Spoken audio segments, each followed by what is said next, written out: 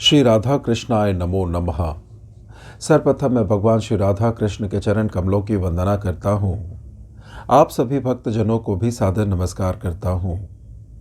आज मैं आप सबके साथ एक अति ही सुंदर परम दिव्य स्तुति श्री गजेंद्र मोक्ष के संस्कृत के श्लोकों के हिंदी अनुवाद को साझा करने वाला हूँ। यह स्तुति मुझे अति ही प्रिय है। श्रीमद् भागवत के अष्टम स्कंद में गजेंद्र मोक्ष की कथा है। द्वितीय अध्याय में ग्राह के साथ गजेंद्र के युद्ध का वर्णन है। तृतीय अध्याय में गजेंद्रकृत भगवान के स्तवन और गजेंद्र मोक्ष का प्रसंग है और चतुर्थ अध्याय में गजग्राह के पूर्व जन्म का इतिहास है। श्रीमद् भागवत में गजेंद्र मोक्ष आख्यान के पाठ का महात्म्य बताते हुए इसको स्वर्ग तथा यशदायक, कलयुग के समस्त पापों का नाशक, दुस्वप्न नाशक और श्रेय साधक कहा गया है। तृतीय अध्याय का स्तवन बहुत ही उपायदेय है। इस स्तवन का आर्तभाव से पाठ करने पर लौकिक परमार्थिक महान संकटों और विघ्नों से छुटकारा मिल जाता है और निष्काम भाव होने पर अज्ञान के बंधन से छूटकर पुरुष भगवान को प्राप्त हो जाता है। स्वयं भगवान का वचन है कि जो रात्रि के शेष में ब्रह्म मुहूर्त के प्रारंभ में जाकर इस स्त्रोत के द्वारा मेरा स्तवन करते हैं, उन्हें मैं मृत्यु के समय निर्मल मति अपनी स्मृति प्रदान करता हूँ और अंत्यमति सा गति के अनुसार उसे निश्चय ही भगवान की प्राप्ति हो जाती है तथा इस प्रकार वह सदा के लिए जन्म मृत्यु के बंधन से छूट जाता है। इस परम दिव्य स्तुति के संस्कृत के श्लोकों का हिंदी अनुवाद इस प्रकार से है। श्री सुखदेव जी ने कहा, बुद्धि के द्वारा पिछले अध्याय में वर्णित रीति से निश्चय करके तथा मन को हृदय देश में स्थिर करके वह गजराज अपने पूर्व जन्म में सीख कर कंठस्थ किए हुए सर्वश्रेष्ठ एवं बार बार दोहराने योग्य निम्नलिखित स्त्रोत का मन ही मन पाठ करने लगा। गजराज ने कहा, जिनके प्रवेश करने पर जिनकी चेतना को पाकर यह जड़ शरीर और मन आदि भी चेतन बन जाते हैं, चेतन की भांति व्यवहार करने लगते हैं। ओम शब्द के द्वारा लक्ष्य तथा संपूर्ण शरीर में प्रकृति एवं पुरुष रूप में प्रविष्ट हुए उन सर्वसमर्थ परमेश्वर को हम मन ही मन नमन करते हैं।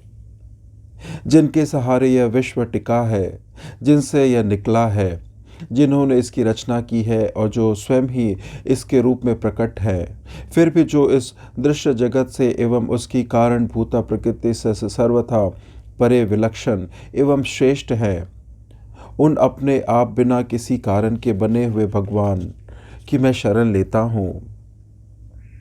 अपनी संकल्प शक्ति के द्वारा अपने ही स्वरूप में रचे हुए और इसलिए सृष्टि काल में प्रकट और प्रलय काल में उसी प्रकार अप्रकट रहने वाले इस शास्त्र प्रसिद्ध कार्य कारण रूप जगत को जो अकुंठित दृष्टि होने के कारण साक्षी रूप से देखते रहते हैं, उनसे लिप्त नहीं होते, वे चक्षु आदि प्रकाशकों के भी परम प्रकाशक प्रभु मेरी रक्षा करें। समय के प्रवाह में संपूर्ण लोकों के एवं ब्रह्मादि लोकपालों के पंचभूतों में प्रवेश कर जाने पर तथा पंचभूतों से लेकर महतत्व पर्यंत संपूर्ण कारणों के उनको परम कारण रूपा प्रकृति में लीन हो जाने पर उस समय दुर्जय तथा अपार अंधकार रूप प्रकृति ही बच रही थी। उस अंधकार के परे अपने परम धाम में जो सर्वव्यापक भगवान सब ओर प्रकाशित रहते हैं, वे प्रभु मेरी रक्षा करें। भिन्न भिन्न रूपों में नाट्य करने वाले अभिनेता के वास्तविक स्वरूप को जिस प्रकार साधारण दर्शक नहीं जान पाते, उसी प्रकार सत्य प्रधान देवता अथवा ऋषि भी जिसके स्वरूप को नहीं जानते, फिर दूसरा साधारण जीव तो कौन जान अथवा वर्णन कर सकता है। वे दुर्गम चरित्र वाले प्रभु मेरी रक्षा करें। आसक्ति से सर्वथा छूटे हुए संपूर्ण प्राणियों में आत्मबुद्धि रखने वाले, सबके अकारण हेतु एवं अतिशय साधु स्वभाव मुनिगण जिनके परम मंगलमय स्वरूप का साक्षात करने की इच्छा से वन में रहकर अखंड ब्रह्मचर्य आदि अलौकिक व्रतों का पालन करते हैं, वे प्रभु ही मेरी गति हैं। जिनका हमारी तरह कर्मवश न तो जन्म होता है और न जिनके द्वारा अहंकार प्रेरित कर्म ही होते हैं, जिनके निर्गुण स्वरूप का न तो कोई नाम है न रूप ही है, फिर भी जो समय अनुसार जगत की सृष्टि एवं प्रलय के लिए स्वेच्छा से जन्म आदि को स्वीकार करते हैं, उन अनंत शक्ति संपन्न परब्रह्म परमेश्वर को नमस्कार है। उन प्राकृत आकार रहित एवं अनेकों आकार वाले अद्भुत कर्मा भगवान को बार बार नमस्कार है। स्वयं प्रकाश एवं सबके साक्षी परमात्मा को नमस्कार है। उन प्रभु को जो मन, वाणी एवं चित्त वृत्तियों से भी सर्वथा परे है, बार बार नमस्कार है। विवेकी पुरुष द्वारा सत्व गुण विशिष्ट निवृत्ति धर्म के आचरण से प्राप्त होने योग्य, मोक्ष सुख के देने वाले तथा मोक्ष सुख की अनुभूति रूप प्रभु को नमस्कार है। सत्व गुण को स्वीकार करके शांत, रजुगुण को स्वीकार करके घोर एवं तमोगुण को स्वीकार करके मूढ़ से प्रतीत होने वाले, भेद रहित अतएव सदा संभाव में सत ज्ञान घन प्रभु को नमस्कार है। शरीर, इंद्र आदि के समुदाय रूप संपूर्ण पिंडों के ज्ञाता, सबके स्वामी एवं साक्षी रूप आपको नमस्कार है। सबके अंतर्यामी, प्रकृति के भी परम कारण किंतु स्वयं कारण रहित प्रभु को नमस्कार है। संपूर्ण इंद्रियों एवं उनके विषयों के ज्ञाता, समस्त प्रतीतियों के कारण स्वरूप, संपूर्ण जड़ प्रपंच एवं सबकी मूलभूता अविद्या के द्वारा सूचित होने वाले तथा संपूर्ण विश्व में अविद्या रूप से भासने वाले आपको नमस्कार है। सबके कारण किंतु स्वयं कारण रहित तथा कारण होने पर भी परिणाम रहित होने के कारण अन्य कारणों से विलक्षण कारण आपको बारंबार नमस्कार है। संपूर्ण वेदों एवं शास्त्रों के परम तात्पर्य, मोक्ष रूप एवं श्रेष्ठ पुरुषों की परम गति भगवान को नमस्कार है।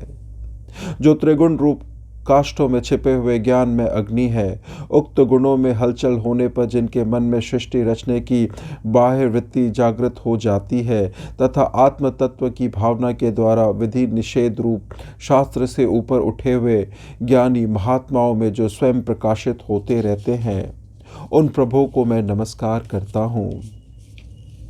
मुझ जैसे शरणागत पशुतुल्य जीव की अविद्या रूप फांसी को सदा के लिए पूर्ण रूप से काट देने वाले, अत्यधिक दयालु एवं दया करने में कभी आलस्य न करने वाले नित्य मुक्त प्रभु को नमस्कार है।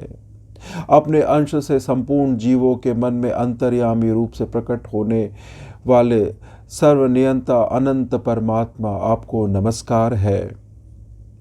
शरीर, पुत्र, मित्र, घर, संपत्ति एवं कुटुंबियों में आसक्त लोगों के द्वारा कठिनता से प्राप्त होने वाले तथा मुक्त पुरुषों के द्वारा अपने हृदय में निरंतर चिंतित ज्ञान स्वरूप सर्वसमर्थ भगवान को नमस्कार है। जिन्हें धर्म, अभिलषित भोग, धन एवं मोक्ष की कामना से भजने वाले लोग अपनी मनचाही गति पा लेते हैं, अपितु जो उन्हें अन्य प्रकार के अयचित भोग एवं अविनाशी पार्षद शरीर भी देते हैं, वे अतिशय दयालु प्रभु मुझे इस विपत्ति से सदा के लिए उबार ले। जिनके अनन्य भक्त जो वस्तुतः एकमात्र उन भगवान के ही शरण है, धर्म, अर्थ आदि किसी भी पदार्थ को नहीं चाहते, अपितु उन्हीं के परम मंगलमय एवं अत्यंत विलक्षण चरित्रों का गान करते हुए आनंद के समुद्र में गोता लगाते रहते हैं, उन अविनाशी, सर्वव्यापक, सर्वश्रेष्ठ ब्रह्मादि के भी नियामक अभक्तों के लिए अप्रकट होने पर भी भक्ति योग द्वारा प्राप्त करने योग, अत्यंत निकट होने पर भी माया के आवरण के कारण अत्यंत दूर प्रतीत होने वाले, इंद्रियों के द्वारा अगम्य तथा अत्यंत दुर्विज्ञ, अंत रहित किंतु सबके आदि कारण एवं सब ओर से परिपूर्ण उन भगवान की मैं स्तुति करता हूँ। ब्रह्मादि समस्त देवता, चारों वेद तथा संपूर्ण चराचर जीव नाम और आकृति के भेद से जिनके अत्यंत क्षुद्र अंश के द्वारा रचे गए हैं, जिस प्रकार प्रज्वलित अग्नि से लपटे तथा सूर्य से किरणें बार बार निकलती हैं और पुनः अपने कारण में लीन हो जाती है, उसी प्रकार बुद्धि, मन, इंद्रियां और नाना योनियों के शरीर, ये गुणमय प्रपंच जिन स्वयं प्रकाश परमात्मा से प्रकट होता है और पुनः उन्हीं में लीन हो जाता है, वे भगवान वास्तव में न तो देवता है, न असुर, न मनुष्य है, न तिर्यक योनि के प्राणी है, न वे स्त्री है, न पुरुष और न नपुंसक ही है। न वे ऐसे कोई जीव हैं जिनका इन तीनों ही श्रेणियों में समावेश न हो सके। न वे गुण है, न कर्म, न कार्य है, न तो कारण ही। सबका निषेध हो जाने पर जो कुछ बच रहता है वही उनका स्वरूप है और वे ही सब कुछ है। ऐसे भगवान मेरे उद्धार के लिए आविर्भूत हो। मैं इस ग्रह के चंगुल से छूटकर जीवित रहना नहीं चाहता, क्योंकि भीतर और बाहर सब ओर से अज्ञान के द्वारा ढके हुए इस हाथी के शरीर से मुझे क्या लेना है।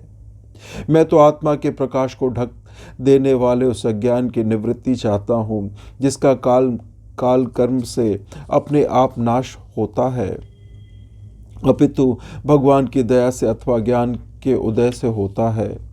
इस प्रकार मोक्ष का अभिलाषी मैं विश्व के रचयिता, स्वयं विश्व के रूप में प्रकट तथा विश्व के सर्वथा परे, विश्व को खिलौना बनाकर खेलने वाले, विश्व में आत्मरूप से व्याप्त, अजन्मा, सर्वव्यापक एवं प्राप्तत्व वस्तुओं में सर्वश्रेष्ठ श्री भगवान को केवल प्रणाम ही करता हूँ। उनकी शरण में हूँ, जिन्होंने भगवत भक्ति रूप योग के द्वारा कर्मों को जला डाला है। वे योगी लोग उसी योग के द्वारा शुद्ध किए हुए अपने हृदय में जिन्हें प्रकट हुआ देखते हैं, उन योगेश्वर भगवान को मैं नमस्कार करता हूँ। जिनकी त्रिगुणात्मक शक्तियों का राग रूप वेग असह्य है, जो संपूर्ण इंद्रियों के विश्व रूप में प्रतीत हो रहे हैं, तथापि जिनकी इंद्रियां विषयों में ही रची पची रहती है, ऐसे लोगों को जिनका मार्ग भी मिलना असंभव है, उन शरणागत रक्षक एवं अपार शक्तिशाली आपको बार बार नमस्कार है। जिनकी अविद्या नामक शक्ति के कार्य रूप अहंकार से ढके हुए अपने स्वरूप को यह जीव जान नहीं पाता, उन अपार महिमा वाले भगवान की मैं शरण में आया हूँ। श्री सुखदेव जी ने कहा, जिसके पूर्वक प्रकार से भगवान के भेद रहित निराकार स्वरूप का वर्णन किया था, उस गजराज के समीप जब ब्रह्मा आदि कोई भी देवता नहीं आए, जो भिन्न भिन्न प्रकार के विशिष्ट विग्रह को ही अपना स्वरूप मानते हैं, तब साक्षात श्री हरि, जो सबके आत्मा होने के कारण सर्वदेव स्वरूप है, वहाँ प्रकट हो गए। उपर्युक्त गजराज को उस प्रकार दुखी देखकर तथा उसके द्वारा पढ़ी हुई स्तुति को सुनकर सुदर्शन चक्रधारी जगदाधर भगवान इच्छानुरूप वेग वाली गरुड़ जी के पीठ पर सवार हो सवन करते हुए देवताओं के साथ तत्काल उस स्थान पर पहुंच गए जहां वह हाथी था।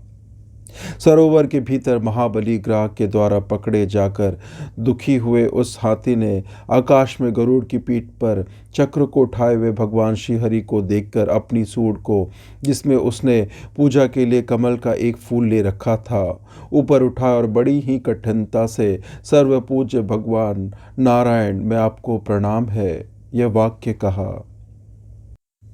उसे पीड़ित देखकर अजन्मा श्रीहरि एकाएक गरुड़ को छोड़कर नीचे झील पर उतर आए।